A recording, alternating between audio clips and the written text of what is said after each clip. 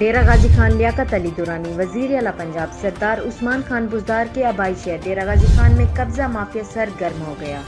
قبضہ mafia group جس میں غلام عباس ولد نبی بخش، وسیم عباس، احمد نواز، رب نواز، پرویز ولد فدا حسین، عاشق حسین اور اس قبضہ گروپ کے دوسرے تمام ممبرز کی مرید حسین نامی شخص کی زمین پر اسلحہ کے زور پر قبضہ کرنے کی کوشش۔ مرید حسین کی مداخلت پر تکرار اور گالم گلوچ ہوئی، جس پر متعلقہ تھانہ گدئی کی پولیس نے بروقت کارروائی کر کے بہترین حکمت عملی کے ساتھ ملزمان کو گرفتار کر لیا۔ اہل علاقہ کا پولیس کو خراج تحسین پیش کیا گیا۔ مزید برآں متاثرین کا کہنا تھا کہ وزیر اعلیٰ پنجاب سردار عثمان خان بزدار سے درخواست کرتے ہیں کہ خدارا ایسے ظالم لوگوں کو سخت سے سخت سزا دلوائیں جو غریب لوگوں کی سالوں کی محنت سے لی گئی جائیداد پر ناجائز قبضہ کرتے ہیں۔